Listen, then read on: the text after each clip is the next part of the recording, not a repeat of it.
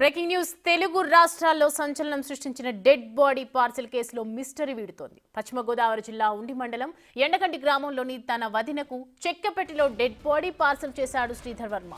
ఈ వ్యవహారంలో ఇన్నాళ్లు తప్పించుకు తిరిగిన శ్రీధర్ వర్మను ఇప్పటికే పోలీసులు అదుపులోకి తీసుకున్నారు. వదిన ఆస్తి కొట్టేయాలని శ్రీధర్ వర్మ ఇదంతా చేసినట్లు అనుమానిస్తున్నారు. వదిన తులసికి ఓ సామాజిక సేవా సంస్థ పేరుతో సహాయం చేస్తున్నట్లు అవసరమైన సామాగ్రిని పార్సల్ చేశారు పంపించాడు. అయితే పార్సిల్లో శవాన్ని పంపి తులసిని బయటపెట్టాలని భావించినట్లు తెలుస్తోంది. శవానికి బదులు కోడ్ భాషగా చేప దొరికిందా అని మాట్లాడుకునేవారని తెలుస్తోంది.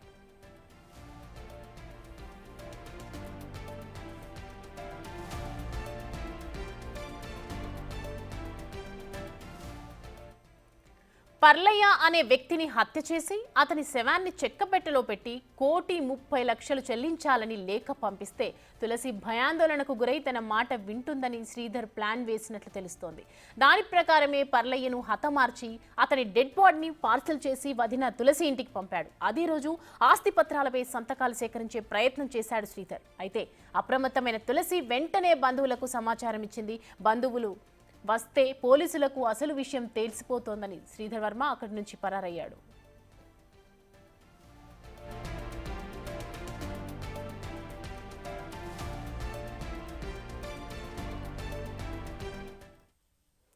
ఇదే అంశానికి సంబంధించి మరిన్ని అప్డేట్స్ తో సాగర్ లైవ్ లో సిద్ధంగా ఉన్నారు. సాగర్, ఇప్పటికే విచారణ కూడా జరుగుతోంది. విచారణలో ఏ అంశాలు బయటకు వచ్చే అవకాశాలు ఉన్నాయి, అసలు ఏం తెలుస్తోంది?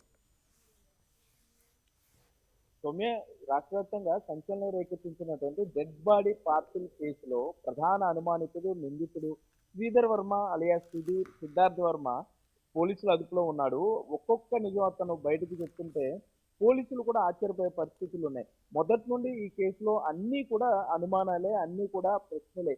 ఏమైంది, అసలు డెడ్ బాడీ ఎక్కడి నుండి తెచ్చాడు, ఎక్కడికి ఎవరు పార్సిల్ చేశారు, అసలు ఎక్కడ హత్య చేశారు, డెడ్ బాడీ ఎక్కడన్నా తీసుకున్నారా, లేకపోతే హత్య చేసిన బాడీనే పార్సిల్ చేసి పంపించారా, ఇలా ప్రతిదీ కూడా అనుమానాలే. అటువంటిది శ్రీధర్ వర్మ పోలీసుల అదుపులోకి వచ్చిన తర్వాత ఒక్కో నిజం బయటకు వస్తుంటే పోలీసులు కూడా ఆశ్చర్యపోతున్నారు. ఎందుకంటే ఈ కేసులో శ్రీధర్ వర్మ రెండవ భార్య ముదునూరు రంగరాజు చిన్న కూతురు రేవతి పాత్రపై కూడా అనుమానాలు వస్తున్నాయి. రేవతి ఇచ్చిన సమాచారంతోనే తన అక్క తులసికి శవాలంటే భయం, మృతదేహాలు చూస్తే భయపడుతుంది. కాబట్టి ఒక శవాన్ని పట్టుకుని మనం చూపిస్తే తను భయపడుతుంది, తను ఆ ఆపదలోండి బయటకు తీసుకొచ్చినట్టుగా యాడ్ చేసి ఉన్న ఆస్తి మొత్తం, అంటే తనకు వాటాగా వెళ్లాల్సినటువంటి ఆస్తిని సాధేయచ్చు అన్న ఆలోచనతోనే ముదునూరి రంగరాజు రెండవ కూతురు రేవతి, చిన్నల్లుడు శ్రీధర్ వర్మ అలియాస్ సిద్ధార్థ వర్మ చేసిన పక్కా క్రిమినల్ ప్రణాళికగా పోలీసులకి మొత్తం విచారణలో ఒక్కో నిజాలు బయటకు తెలుస్తున్నాయని చెప్పుకోవచ్చు. రేవతి శ్రీధర్ వర్మ మాట్లాడుకునేటప్పుడు డెడ్ బాడీ దొరికిందా అంటానికి బదులు డెడ్ బాడీకి కోడ్ భాషలో చేప అనేది పెట్టుకున్నారు. చేప దొరికిందా, ఎప్పుడు తీసుకొస్తున్నారు, ఈ ఏడాది జూలై నుండే ఈ ప్రణాళిక రచించినట్లుగా తెలుస్తుంది. సో అక్కడికి వెళ్లాల్సినటువంటి వాటాన్ని కాజేయాలనే ఇద్దరు కలిసి ఈ విధంగా ప్లాన్ చేశారు అన్నట్టుగా కూడా మనకు సమాచారం అందుతుంది. శ్రీధర్ వర్మ డెడ్ బాడీ గురించి వెతికి ఎవరు దొరక్క అమాయకుడైనటువంటి పర్లయ్యను అత్యంత దారుణంగా కిరాతకంగా కారులో ఎక్కించుకుని నైలాన్ తాడుతో ఉరిబిగించి చంపాడు అన్నట్లుగా కూడా సమాచారం అవుతుంది.